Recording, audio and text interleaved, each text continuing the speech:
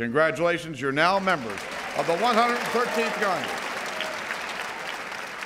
The 113th Congress was sworn in today, but roughly 80% of the members are holdovers from the 112th Congress, which is going down as one of the least productive ever. How bad was it, and how much better might the 113th be? Ezra Klein is here to discuss. Good to see you, sir. Good morning. So is this hype, or was 112 really as bad as people are saying? No, it was terrible. Terrible, it was awful. A terrible, no good, very bad, do nothing, ruin the country Congress. I mean, the 112th, I don't want to go so far as to say it was the worst Congress ever, because there were a lot of Congresses, 111 of them as the number denotes, and some of them did some really bad things. But the 112th, in terms of sheer dysfunction, in terms of being broken, was pretty much as bad as it really gets. We began with nearly having a government shutdown. We moved on to nearly breaching the debt ceiling. We ended by not solving the fiscal cliff. The 112th Congress had a legislative strategy that was roughly similar to Wile E. Coyote's approach to catching the Roadrunner. They would set a trap, and then it would blow up in their face, forcing them to set another trap that they would then blow up in their face, and then they just did this the whole time.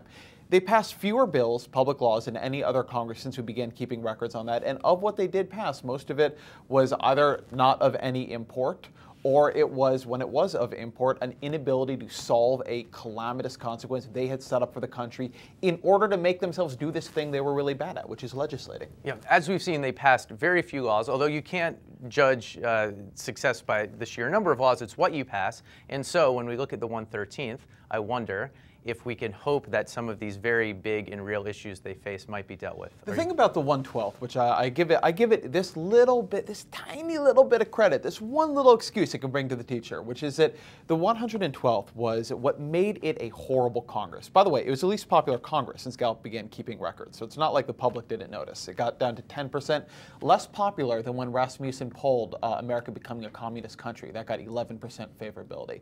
The 112th was a culmination of a set of long-term historical trends in American life. Party polarization, the fracturing of the media. There were a lot of things happening that have been going on for a very long time, and in the 112th you had the right set of circumstances for them to flower into full-blown catastrophic government dysfunction. Those long-term trends, polarization, the increasing ideological, what we call asymmetric polarization, the increasing ideological extremism of the Republican Party in general, and particularly factions of the House Republicans, those forces are not going away. And so the 113th, which is in the broad stroke exactly similarly constructed to the 112th, Boehner is likely to be the Speaker, Harry Reid the Majority Leader, President Obama the President, it's not likely to be that much better. Well, let's look forward to the next fight, which is this debt ceiling. Oh, and I'm looking forward. Okay, and the fiscal cliff is going to have to be reckoned with again, or what wasn't covered by that Band-Aid a few days ago. So how do you see that falling out, and do you have any hope? Tell us the 113th can be better. No. Okay, it can't be. don't. So what happens? I'm not in the business of hope. I'm in the business of crisis, of governmental crisis. It's a booming business. It is a booming business. I always joke that Wonkblog is a counter-cyclical industry. The worse the country's doing, the better we're doing. The debt ceiling fight is vastly more dangerous than the fiscal cliff fight. Now, do I think we're going to breach a debt ceiling? I don't. Would I say that the chances of us doing it are less than 30% or 25%? I wouldn't. I think there's a real chance that we're going to do it. 25% chance? That we're going to do it this time, or the next time, or the time after that. In my view, and this is a preview to something I'm going to write soon, and something that almost scares me to have to write, American politics has become a classic bubble. People are looking at something where all of the measures showing us dysfunction are off the charts now. American politics is working differently than it ever has before. We never used to have these debt ceiling crises. They didn't happen. And yet people kind of want to tell themselves nothing is different.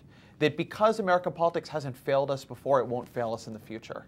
And that is what the housing bubble looked like. And that is what the problems in Europe looked like, where they looked at their political system and said, there seems to be a huge problem here, but probably it'll all be fine. Then it wasn't. And I don't know if it'll be this time or the next time or the time after that, but the trends we're looking at, plus in particular, the toxic creation of the debt ceiling as a point of minority leverage, are a very, very, very dangerous combination. And while I'm not sure if they will particularly explode in the 113th, I'm not particularly sure they won't either. Ezra, it's good to have you on. Thank you.